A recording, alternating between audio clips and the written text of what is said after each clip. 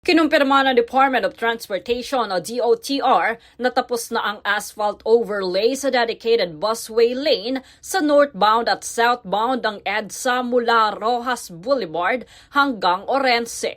Bahagi ito ng patuloy na EDSA Rehabilitation Project na isinasagawa ng Department of Public Works and Highways o DPWH. Ayon naman kay Acting Transportation Secretary Giovanni Lopez, napapanahon ang pagbubukas ng busway lalo na sa pagbabalik eskwela at trabaho ng karamihan. Napansin din umano ng mga driver at pasahero ang mas maayos na takbo at mabilis na biyahe sa EDSA.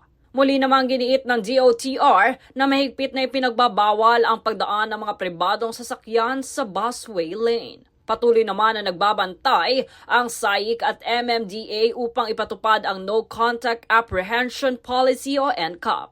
Kasabay nito, tinukoy naman ng DOTR at DPWH ang ilang problema sa EDSA gaya ng madidilim na daanan at sirang bangketa.